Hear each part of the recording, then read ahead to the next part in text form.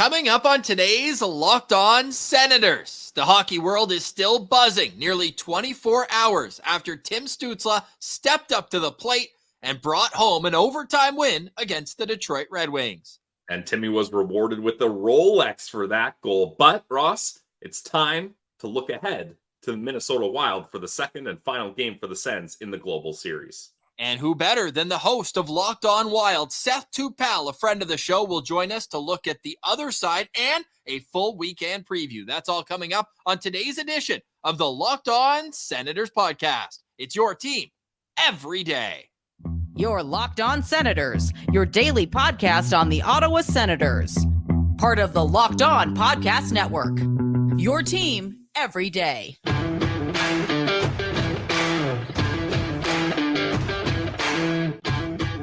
I'm Jake Sanderson, and you're listening to Locked On Senators podcast. I'm Tim Stützle, and you're listening to the Locked On Senators podcast.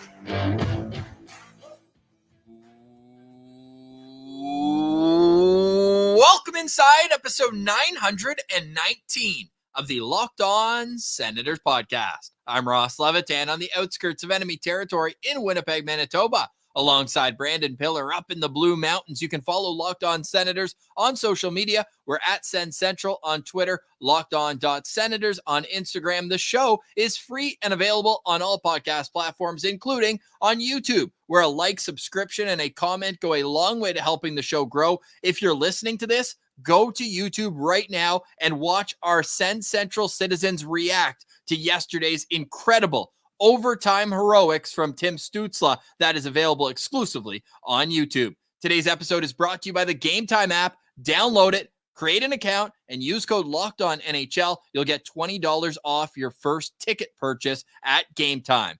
Today is Friday, November 17th, and Pilsy, how many times have you watched the highlight of yesterday's overtime winner? It's impossible to avoid, Ross. Even if you're a Red Wings fan, just shut the social media accounts down, put the phone and the laptop on airplane mode, and just go to sleep and hope for a better result up against the Leafs today, because everyone is posting that from all angles, all different sound bites. Like, you had different calls for it. So that's one of those goals, Ross, where we're not going to forget that one anytime soon. He's Timmy Süperstar for a reason. The only thing that's missing is like the German language broadcast. You know, in soccer, you always get like the Spanish, like the goal. We needed that for Timmy's heroics yesterday. We posted on social media. Shout out to our behind the scenes social media team. Tyler's unreal with these things. He had the home run, the Wii home run, like the baseball sound. So go check that out on our social channels. But all in all, just an incredible finish to what was a very up and down roller coaster game where the Senators go up 4-0. They drop it down to 4-4. Alex DeBrincat scores on the way for the comeback. So you're just like, oh no, like this seems like a cursed game. How much credit do you give the Senators for battling back? I mean, they had the better of the chances in overtime even before Stützle scored that heroic goal with 2 seconds left. Brady Tkachuk had a breakaway. He usually is money on those in overtime. Feel like he scored on those a couple times, but you got to give Reimer credit after he was brutal at the first half of the game with 4 goals on, I believe, 12 or 13 shots. He settled in the third and overtime, but nobody was stopping that. Although it was funny. Some of the comments, and of course, even like Ottawa was getting shine for that goal on like ESPN Sports Center was tweeting that out. I was like, excuse me, what world are we living in that ESPN is showing Senators highlights? However, under some of those goals, it was like live look at James Reimer, and it was the gif from The Matrix where he's like moving his head out of the way to dodge it. But I understand why, because it was a deflected pass. So Reimer, a goalie-friendly show, as we're looking, right, the pass goes up in the air, his eyes go up, and as he looks down, like even though, because at that point, black stick, black tape, black puck, you don't even know if he's going to make contact. All you see is somebody 3 feet away from you swinging a stick at your face, like that close to you. Your natural reaction is like, holy, I better get out of the way, but worked out well for the Sens. Yeah, that was a business decision by James Reimer. I don't want that puck to hit me. That could hurt. Let me get out of the way here. And that's what he does there. So thank you to James Reimer on that one, because Ross, you were asking me how much credit do I give the Sens here? Not a lot of credit for blowing a 4-goal lead and barely being able to scrape through, especially Ross. The Detroit Red Wings were begging the Senators to win this game. They were giving it away. Too many men penalty with 5.5 minutes left. I said it on the postcast. Arguably the most embarrassing power play I've ever seen in a huge moment. And you think, okay, that was the one chance they're going to get. They get another chance. I believe it was Ben Sherratt flips the puck over the glass and into his own bench, which Derek Lalonde was not happy with. He's like, I have the puck right here. It's not a delay of game. Well, it did leave the playing zone and then landed in there. So still a penalty. And that was with 1.5 minutes left. So you're thinking, okay, there's no way they can screw this one up. They don't get it done in regulation. All right, that's fine. They get a 4-on-3 for 30 seconds. I felt pretty good about that. Again, they don't get it done there. It took all the way to the dying seconds and a batted out of hell puck from Tim Stützle to get this goal. So I give them a little credit, Ross, for getting the win here, but not that much credit for basically squandering away a 4-0 lead that should have been a open and closed case when you get up to that kind of lead so quickly. And it wasn't just those two final power plays, which obviously was the exclamation mark that late in the game. It would have been the deciding factor and not allowed Detroit, a division opponent, to get a point. But it was a 5-on-3 at the start of the third period that they couldn't convert on. Instead, Jacob Chychrun takes an ill-timed, awful penalty behind the offensive goal line, holding the stick. Come on, you got to just battle for that puck. You always have numbers, especially on a 5-on-3. It should have been on 1:11 5-on-3. But speaking of power plays, just quickly, and I know this is kind of a storyline that we put out on Twitter as well yesterday, just how frustrating it is that the NHL is able to rescind a 4-minute penalty. No, here we go.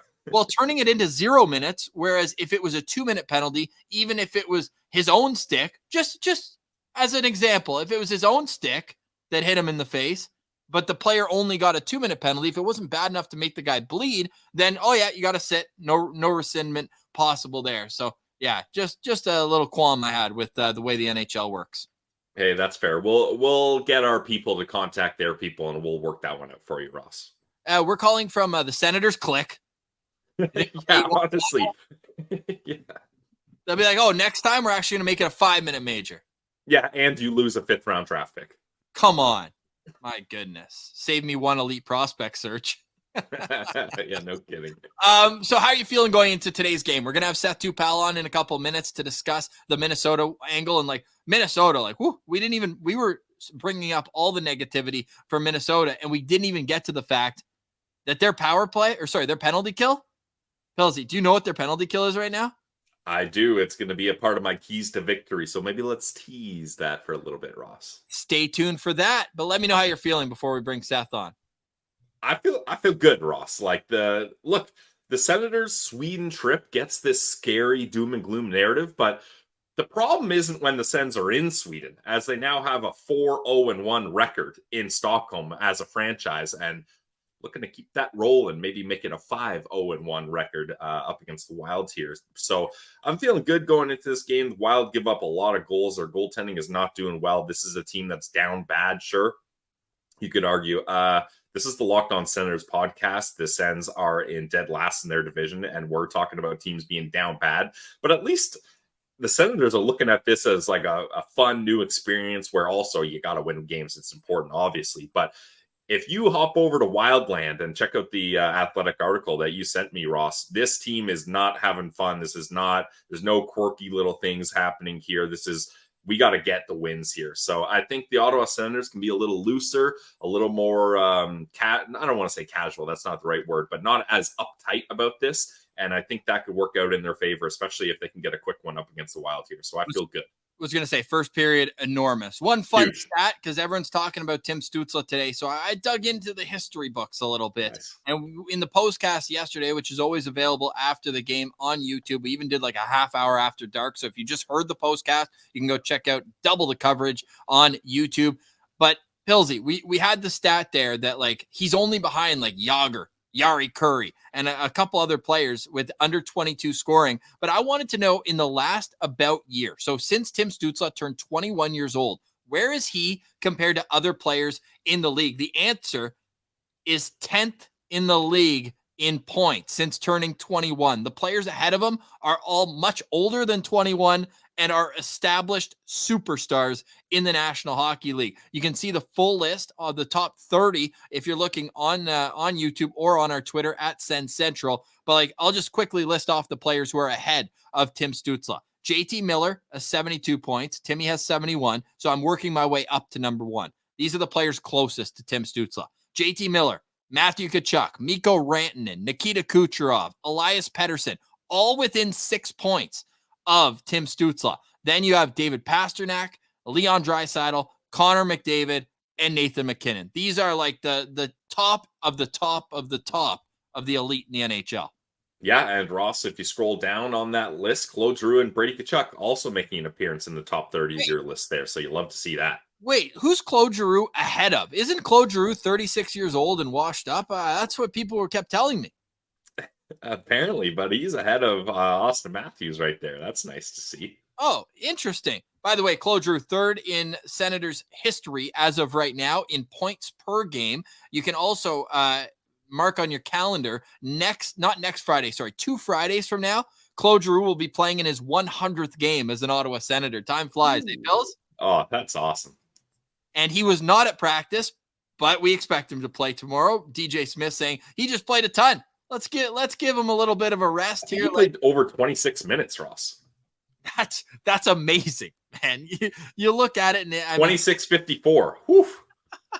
Oh no, a rare off night in the dot too. Only 41% for G in the circle, but had an assist as well. In Giroux's last 5 games, he's got 6 points, and we're looking forward to what he can do next. Full game day preview with Seth Toupal. Then we'll come back and break down the Ottawa Senators angle of it. Next, you're listening to Locked On Senators.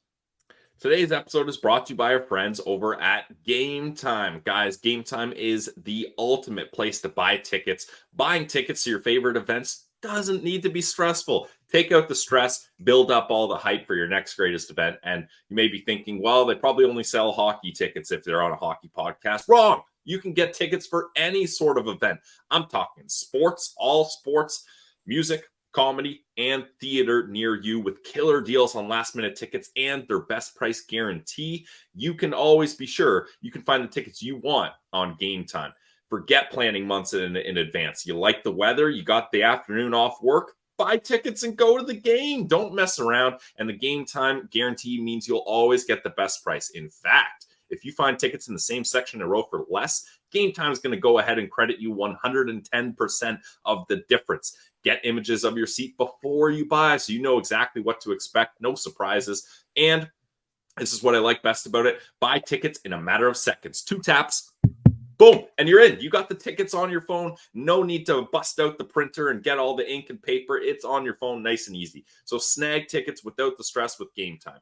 Download the Game Time app, create an account, and use code LOCKEDONNHL for $20 off your first purchase. Terms apply. Again, create an account, redeem code LOCKEDONNHL for $20 off.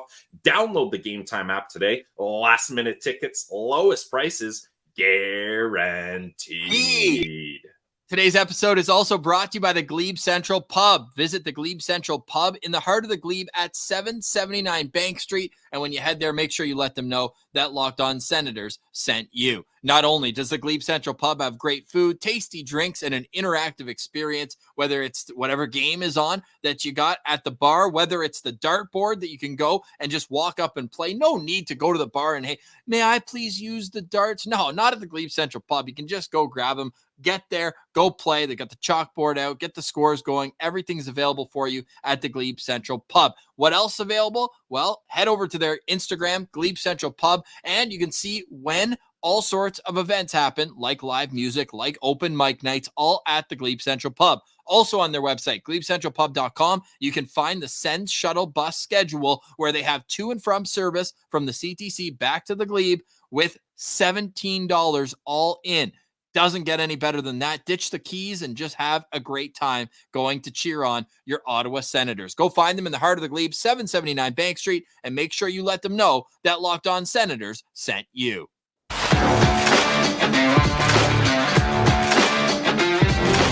All right, welcome back, Locked On Senators. It's a Feel good Friday after a big win in overtime. Yes, plenty of warts to clean up, but Timmy Süperstar puts the game away in overtime with 2 seconds left. Now it's time to turn the page to tomorrow's game against the Minnesota Wild, the first of 2 meetings against the Wild this season. They will not host the Wild. This is another home game of sorts for Ottawa, but hey, Stockholm might be feeling like home. The Senators are 4-0-1 lifetime in 3 trips to the capital of Sweden. Here to join us to discuss the Minnesota Wild is the host of Locked On Wild, Seth Toupal. Seth, welcome to Locked On Senators. Been a while, man. How are you doing?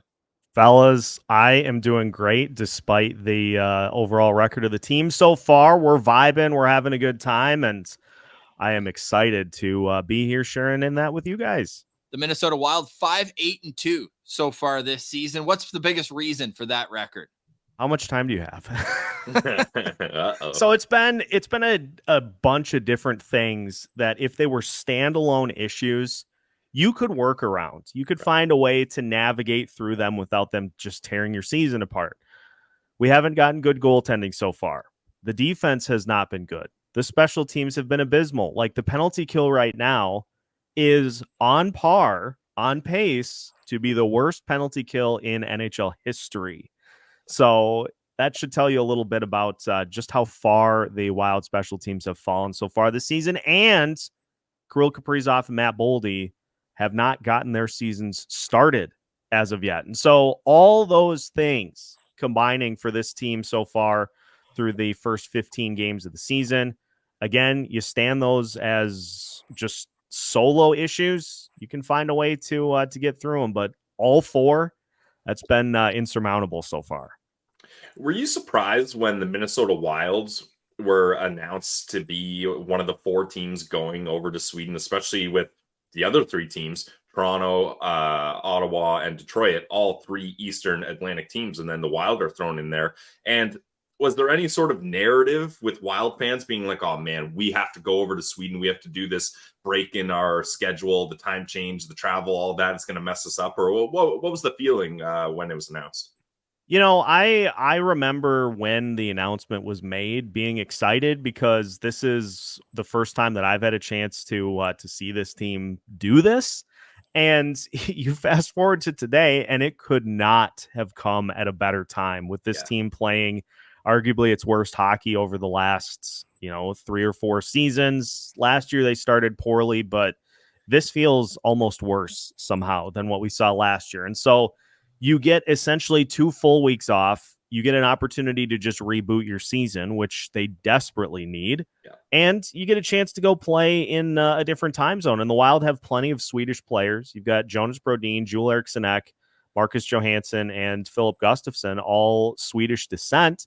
And so it's a nice chance for them to play in front of friends and family. And, it is funny because a lot of the rhetoric that we've heard this week has been how, well, this was supposed to be a fun trip if we would have just played better to start the season, but now we got ourselves a business trip. And so it sounds like they've had some rigorous practices, which is good. This team needs that at this point in the season. And so hopefully these 2 games, and whether they win both or lose both, I think the big tell will be how it looks. What do my eyes see about what's going on the ice? If it looks like a better product and they still come up short, that's one thing. If we see a repeat of Sunday, I'm probably going to pull my eyes out of my skull. Well, the Minnesota Wild have had tough starts. I mean, Patrick Maroon, in a recent article on The Athletic, I read where he's saying bad habits have been creeping in, and in 15 games, we might have had 1 good start. The Wild have allowed the first goal of the game in 10 out of 15 games, and they've only been leading after the first period twice. They've had some ties in there, but only 2 first-period leads where you're going to the dressing room feeling like you're playing their game plan. How much of this, though, is on the goaltending? Because it stands out like a sore thumb. A team save percentage of .870 this season.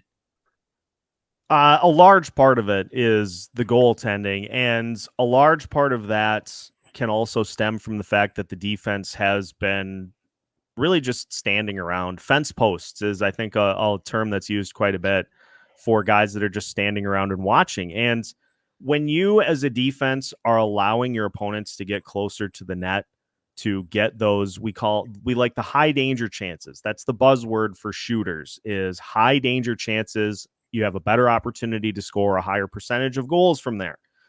The Wild are allowing far more of those types of opportunities than they have in previous seasons. And it seems like there have been instances too where a goalie makes the initial save, but there's nobody in front of the net to try to clear the puck out. I used as the thumbnail for yesterday's episode a picture in which you have Joel Eriksson Ek on one side of the ice, or one side of the net. You have, I think it was Jake Middleton on the other. There is one opposing player in that mix. So you've got two Wild skaters and one opponent in that mix with the goal vacated, with the net open. Guess who gets to the puck? The opponent. And that ended up being a goal. And so you have stuff like that happening too. So it's not all on the goalies, but when you're allowing those types of opportunities, it makes everything look bad. Because then you let in, if you're playing well and you let in kind of a softie, you can brush that off. When you've already let in 2 goals and then you let in a softie, that's when things start to look bad. Yeah, you've mentioned a couple of spots that are kind of leading to the fall of the Wild here, but where are some bright spots here, Seth, if there are any? I know Boldy not off to the start you want. Kaprizov, point per game guy, but he's used to producing more than that. Where's a bright spot in this Minnesota Wild team that the Sens need to look out for? The youth movement, I think, is a great part. And it hasn't been a huge youth movement, but you look at the play of Brock Faber and Marco Rossi so far this season. Faber, one of your top minutes getters amongst Wild players so far this season, and him and Brodin together has been a good pairing for the most part. You also have Faber showing some of those leadership characteristics you look for in eventual captains. He had a bad pinch the other night that led to a goal for the opponent, and he put it all on himself. He said, "I'm the reason we lost the game. Like, I shouldn't be doing that in those types of situations." And it's not all his fault, but seeing him shoulder all of that blame for plays like that, you're like, okay, this is a guy that could be somebody who falls, on the sword after losses for the entire team someday. Hopefully not that many, but he's played very well. Marco Rossi has, I think, exceeded what we expected of him coming into the season. My thoughts were, let's just see if he fits at the NHL level. And he's played in the top 6. He's one of the top rookie scorers so far from a goals perspective. He looks like a bulldog out there. He's scrumming it up with people that are large compared to him, that are sizably taller than him. He just has no fear, and he's been rewarded by the coaching staff with more opportunities. He continues to produce in those opportunities. And so even though it's been a slow start, I think those two have far and away led the charge as to how this team has done so far. Let's take a look at how the Minnesota Wild are expected to line up. It is the Wild's first game in Sweden. They're playing a back-to-back Saturday and Sunday. It's the Senators' finale, obviously, after that 5-4 overtime win against Detroit yesterday. The top line, Seth just mentioned, Marco Rossi. He's centering Kirill Kaprizov and Mats Zuccarello. In the second line, it's Joel Eriksson Ek with Marcus Johansson and Matthew Boldy. The third line, Ryan Hartman with Marcus Foligno and Pat Maroon. And then Connor Dewar with Brandon Duhaime. And you're going to have to help me out here. Yuri Letary? No. Vinny. All right. Close enough. Fourth line, right wing. We'll leave that to Locked On Wild. He's got the ins and outs of that. We'll get a lookout player from you in just a second here, Seth. On the back end, Jonas Brodin with Brock Faber. You've got Jacob Middleton with Jared Spurgeon and John Merrill with Zach Bogosian. Bogosian's already seen the Sens team. Pilsy and I were boots on the ground, Sens versus Lightning, before Bogosian was traded to the Minnesota Wild. In goal, our old friend, Philly franchise, is going to get the start. Philip Gustafsson with Marc-Andre Fleury backing him up. Who is the most important Wild player in tomorrow's game, Seth? I'm going to circle Matt Boldy for this one because the Wild have made a change to that second line, going back to one of their more successful lines at the end of last season in Marcus Johansson, Joel Eriksson Ek, and Matt Boldy. Trying to get those guys back on track, trying to get Matt Boldy back on track, going to that line combination is probably a good way to do it. And if he gets going, it adds another component to this team to where you can't throw everything you have at Kirill Kaprizov and just say, well, he's the only guy we have to worry about. If Matt Boldy can get going, that adds another element to this team, and that takes pressure off Kaprizov and could end up helping him get going as well. Pills, who you got? Are we doing it? Yeah. Okay, nice. My lookout player is going to be Eriksson Ek, the Swede here. This is a guy with decent size. I'm looking at his game logs recently here, and he's putting the puck on net. He's getting a lot of shots on goal. He's got, 4 points in the last 5 games here. So he's been able to help out offensively as well. And look, that line of Johansson, another Swede there, and then Boldy, that could be a problem for the Ottawa Senators. So Eriksson Ek is a guy I'm going to be looking out for here. I like that too. And a big centerman as well with Ottawa down the middle. Size is definitely not the number one strength of this Senators center depth with Tim Stützle and Josh Norris, the most likely guys who are going to be going up against Joel Eriksson Ek. Again, this is where it's important that Ottawa gets last change, because correct me if I'm wrong, Seth, but if this game was in Minnesota, they're probably going to want Eriksson Ek against Tim Stützle. Would that be an appropriate thing to say? Yes, absolutely. They would want probably arguably their best defensive center in Joel Eriksson Ek to be able to try to lock him down. So that if it was a home game, that'd be the matchup I would throw. So if you're DJ Smith, you're probably hoping to get him out there against either Marco Rossi or Ryan Hartman's lines. But if you're me, in my turn for a lookout player, I'm going to go to the back end. I know we've got a couple forwards already in the mix here. I'm going with Brock Faber, the return for Kevin Fiala. And obviously he's not putting up over a point per game. Not that would be expected like Fiala's doing out in LA, but they are throwing him into the fire. Seth averaging over 23 minutes a game so far in his young NHL career. It's only his second season and only played 2 games at the end of last year after finishing off a very successful amateur career with the University of Minnesota. So didn't have to pack and move too far, but certainly the level's a little different. And after points in 3 consecutive games, the last 2 losses have not gone his way. He's -4 with just 1 shot on goal, only 1 hit, 1 block, 1 shot, I think I mentioned. So for me, it's like, okay, is he the X factor offensively on the back end? And let me ask you like this, Seth. Is Brock Faber kind of taking the reins offensively from the back end from Jared Spurgeon, or is this just you want to kind of have your most stout defensive defender in Jonas Brodin with the younger player, and Jared Spurgeon, although listed on the second pair, is still kind of the guy carrying the mail when you're looking for offense? Spurgeon for now, I think, will still be the mail carrier for the offensive side on defense, but I think there is a lot of untapped potential for Brock Faber offensively. We've seen some flashes of it so far this season, and it's led to me campaigning for him to be power play 1 quarterback. Spurgeon is going to handle that for now. We've seen this team go to the 5 forward look, which has had mixed results. Honestly, I don't think there's anything that Brock Faber can't do with the way that he works off the ice and how he studies the game.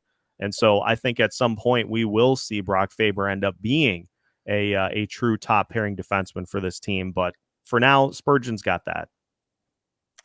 Final question for me, Seth, is you mentioned there's a bunch of Swedes on the team, more than I realized, to be honest. I kind of glossed over how many Swedes are on this Wild team. Do you think that's going to be a big boost here for this team? Like, I know their mantra for this is business trip. We're not here to have fun. We got to get these wins, but there's got to be something to be said. I'm sure Johansson, Eriksson Ek, Gus, and I'm forgetting one. Johansson. Brodin? Yeah. Brodin, yeah. All these guys probably have family and friends coming over. It's a big deal for them. Do you expect a big boost here from those guys? I think so. I think you go down to the pride factor. It hasn't been a good start for this team, and playing in front of friends and family that don't get a chance to see you play in person all the time, I think is a huge source of pride for these guys. And it would not surprise me in the slightest if you see those 4, especially with a little extra jump to their game come Saturday. Before we let you go, Seth, give me a prediction for tomorrow's game. I'm going to go OT. I will say that the Wilds come up short 3-2 in overtime. I think they'll get a point. I think it'll look better, but ultimately I think Timmy Stützle will just continue to rack up all the OT goals. Well, you just made a few more friends in the Ottawa area. Everyone can go check you out at Locked On Wild. And is it true you're going to be streaming during the game tomorrow? Ooh. Yes, the Sweden streams, as I'm calling them, will be live during both games. Nice. You guys are welcome to hop in if you'd like to, but keeping it casual. Have some wild guests that are going to be hopping on for one or both games, and we're just going to have a good time. We're going to just vibe out and watch the games, and I don't know. I'm not decided yet as to what I'll be having to enjoy. Maybe a little Saturday morning mimosas. Ooh, We'll see. We'll see. Nice. There you go. It's kind of what I'm thinking. Yeah. Are you providing any for your guests as well? Because that could be the deciding factor here if we join you. Digitally, perhaps. Seth, always a pleasure having you on, man. We'll do this again down the road. The Senators and Wild obviously will play in early April. We might actually be boots on the ground for that game, Seth. Yes. So there's a good chance we see you there. They do the Winnipeg, then Minnesota jump. So don't be surprised if we come knocking. Yeah, keep me posted. I would be more than happy to be a tour guide for that one. Shout out to Seth for joining us. Always really fun having him on. Go subscribe, Locked On Wild, one of the good guys on the Locked On Podcast Network. Coming up on the other side, a Senators preview for tomorrow's game against the Minnesota Wild. Note the start time, 11 a.m. start Eastern over in Stockholm, Sweden. The Senators looking to improve to 5-0-1 in Stockholm. They're home away from home. Full preview next. You're listening to Locked On Senators. Today's episode is brought to you by our friends over at Jace Medical. Guys, we spend a lot of time talking together, you and I. This is episode 919, a couple episodes between us. We get fired up for the wins and we vent on the losses. I'm thankful for that connection we have, but today I want to chat about something a little more personal. Did you know that you can get a 1-year supply on ED medications? You realize what that means? Bring on extended travel. You want to go to Stockholm and you want to make sure you're stocked up on your medication. You are covered, my friend. You don't have to worry about whether or not you can refill your generics for Cialis, Viagra, or Revatio prescription.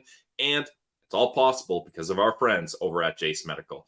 Go online right now at jacemedical.com and receive a 12 months supply. You're stocked for the year. Remember to use promo code Locked On at checkout for discount as well. If you or someone you love would like to get peace of mind by having a year supply of daily meds, go to jacemedical.com and see if it's offered for you. And hey, don't forget to use promo code Locked On for $20 off your first purchase. They also have the Jace case, which provides 5 life-saving antibiotics for emergency use. All it takes to get the Jace case is fill out a simple online form, and in some cases, you can jump on a quick call with one of the board-certified physicians. Get ongoing care from any of the physicians on treatment-related questions. Doctor created, doctor recommended. Don't get caught unprepared, guys. Everyone should be empowered to take care of the ones they love during the unexpected. Jace handles everything from online evaluation to licensed pharmacy medication delivery and ongoing consultation and care. So guys, check it out today, jacemedical.com, promo code Locked On for $20 off your first purchase. It's Jace Medical.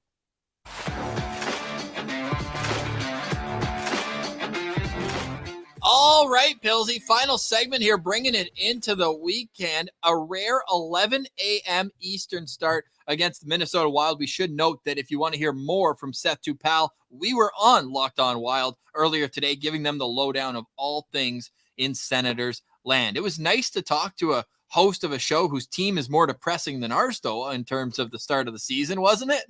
Yeah, definitely. I mean, like we mentioned, that Minnesota Wild team is down bad right now, and they are desperate for a morale boost. So let's make sure the Sens don't give them that. Key to victory, Pillsy, before we get to the Senators lineup, which will not change. No announcement on starting goalie just yet. It's a curious decision because Jonas Korpisalo, no doubt, is playing better of the two goalies, but Anton Forsberg from Sweden, in Sweden, and he's been your guy for the last 3 years, right? How many games has he stolen for Ottawa, especially when they haven't helped him out much? It feels like the decision should, in my opinion, be Anton Forsberg. DJ Smith admitting to Ian Mendes this morning at the morning skate, or at practice, I should say, that he does take into account, personal connections when he's making decisions. Some people love it. Some people hate it. I understand it. He does say, though, that from a competitive standpoint, that it can bring the best out of certain players when it is a heightened emotional game for each guy. And we do know that the Minnesota Wild will be starting old Senators goaltender, Old Belvin. Old Belleville goaltender, Philip Gustafson. Yeah, true. So it'd be nice to have two Swedes going at it there, especially two former teammates, bump up that rivalry a little bit more. But Ross, when we're looking at keys to victory here, I'm on NHL stats right now. Just thought, I'd sort the penalty killing percentage out by the teams. Let's see. Okay, scroll down. Minnesota Wild. Oh, Minnesota Wild. 32nd overall in penalty kill, 63.5% on the penalty kill. That means the power plays are scoring, math guy, 37.5%. No, 36.5. I was going to say, I don't know if you're quite on there, but you were close enough, Ross. Don't let the facts get in the way of a good story. And yes, let's get some power play goals. Plural, Ross. I know the Senators can get one power play goal a game. That's what they do. But when you're up against the worst PK in the league by a long shot, get your cookies, boys. Get your cookies over in Sweden and enjoy those. So I want to see multiple power play goals, Ross. The Senators have scored exactly one power play goal in 9 of their last 10 games. Exactly one power play goal. Earn power plays. Be disciplined. This team, when they're frustrated, which Minnesota is clearly a frustrated team, you can kind of maybe bait them into a few extra penalties after the whistle. If you play hard, kind of like what Brady did on that delayed offside, just because you're told to not go in and touch the puck doesn't mean you can't go in and lay the body. Try to frustrate this defense, especially the right side of the defense. Brock Faber, Jared Spurgeon, both very good puck-moving defensemen. They're both very undersized. You know who's on the left side? Brady Tkachuk. I want his physicality to be all over those two guys whenever they're out there. Make it a difficult day for them. Put pucks on net is the second key to victory. The Wild as a team have an .870 team save percentage. Both guys are struggling to keep the puck out. They're giving up a ton of high danger chances. Ottawa as a whole, it feels like has a pretty good shooting percentage, at least just kind of from the eye test. I could look that up though. But get pucks on net from dangerous areas, and you should be able to at least get 3 or 4 in this game. So I'm going to be watching for that. And the final one, Pillsy, I'll let you pick up from here. But this team just needs to find defensive structure. They can't be running around in their own zone.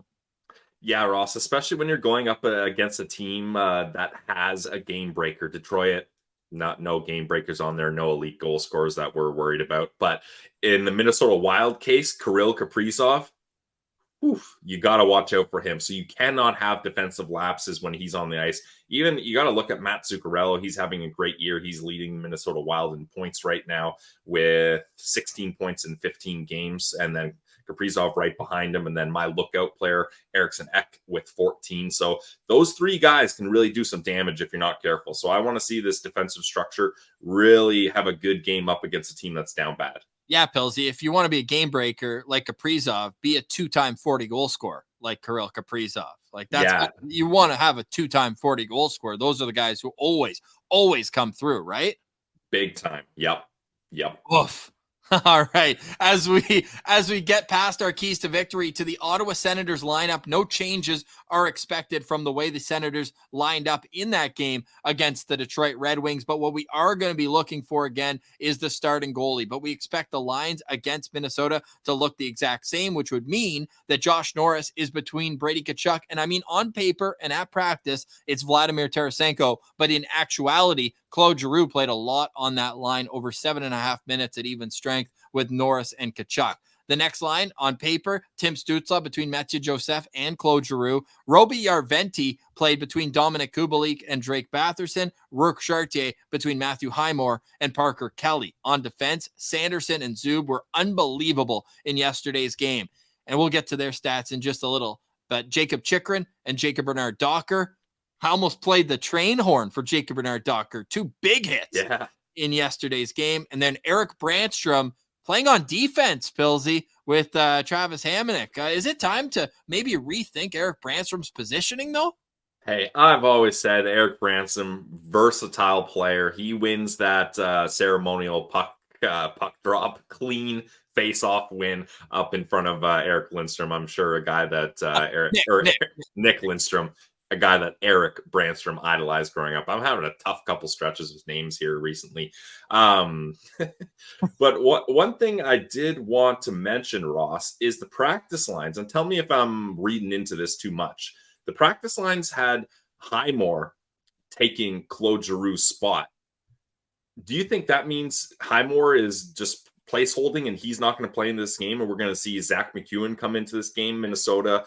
Maybe you got a little more oomph there with Marcus Foligno and Pat Maroon. Maybe you want to get some toughness, some physicality in there. So maybe Zach McEwen will be taking Highmore's place, which, you know what, I wouldn't hate. Like, I don't like, obviously Zach McEwen, he is what he is. But as long as he's not starting every single game, as long as you're putting him in for spots where it makes sense, I don't mind that.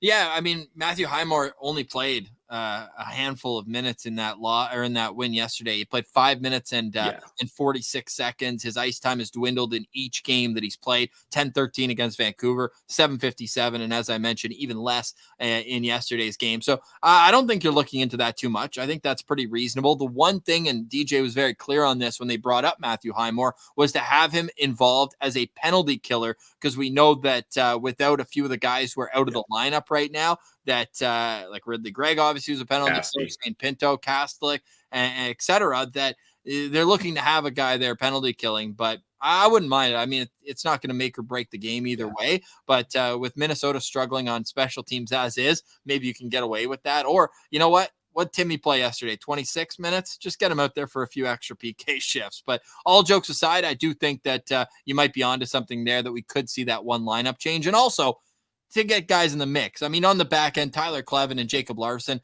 I don't think either of them expect to play this trip, but Matthew Highmore, Zach McEwen, to me, is kind of a wash where, you know what, if you want to get McEwen a game, he was showing off at practice today, throwing the puck into the rafters and catching it on his stick. So maybe that skill will shine in tomorrow's game. But yeah, no, great point. And who's your locked on player in tomorrow's game? My locked-on player for tomorrow's game is going to be Josh Norris, Ross. We talked about the weak penalty kill for the Minnesota Wild. We talked about you got to get Norris going with that one-timer from his spot. So I want to see a couple of Norris clappers from his office, because with the way this penalty kill is in Minnesota and with the way the goaltending hasn't been able to stop much, I mean, I think he could have a lot of success here. So I want to see Josh Norris light it up.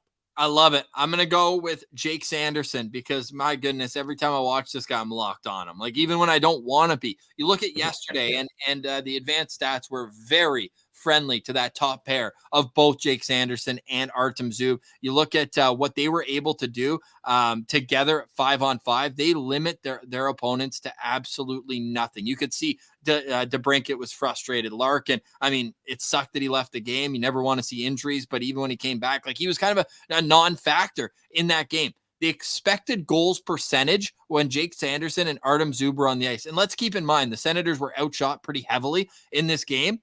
Oh, yeah. But when they were on the ice, Pilsy, at 5-on-5, the Ottawa Senators had 73% of the expected goals. They were absolutely dominant. Those were 1 and 2 on the Senators in expected goals percentage in yesterday's game. And you look, and nobody had that great of a shot share night. Dominic Kubalik's line and with Roby Arventi played the least, but also, or second least, but also had up there with Jake Sanderson and Artem Zub. Like, when they're on the ice, the Senators are just straight up a better team. So I love having Artem Zub back. It just settles everything down. And if it doesn't kind of show you the difference between what a partner can do for his teammate, look at the stretch of games where Jake Sanderson did not have Artem Zub, and then look back to when he does. The numbers are incredibly stark between when he does and doesn't. So great to see those two back together.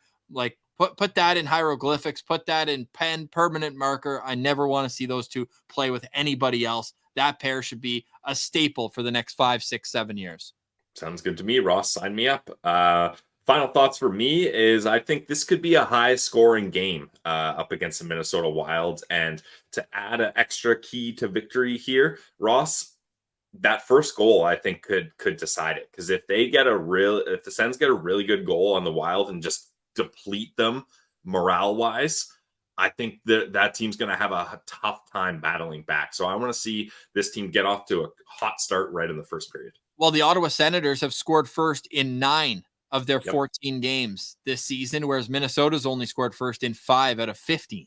So that could very well happen. The Ottawa Senators situationally as well, when they're leading after 2 periods, they're 6-0. When they're trailing after 2 periods, they're 0-6. So, okay. So whatever this, I mean, that's been the case over the last couple of years, right? When the Sens are trailing going into the 3rd period, they simply don't win. And when they're leading, it's great to see at least they're able to lock it down.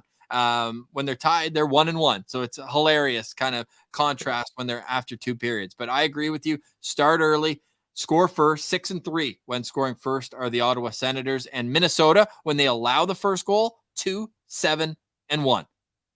So there you have it for the Ottawa Senators and Minnesota Wild. We'll be in the postcast right after the game.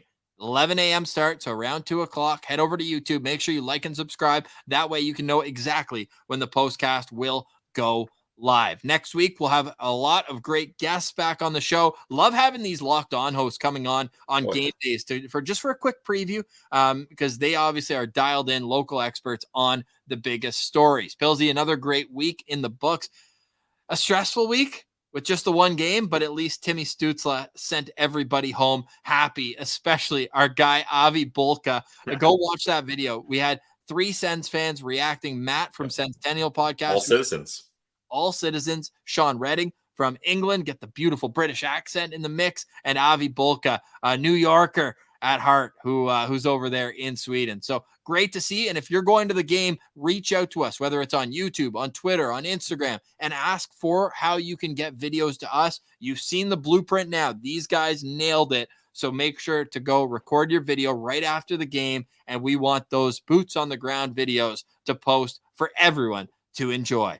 Hope everyone has a great start to your weekend. We'll talk to you on Saturday afternoon in the postcast. For Brandon Piller, I'm Ross Levitan. This has been the Locked On Senators podcast, your team every day.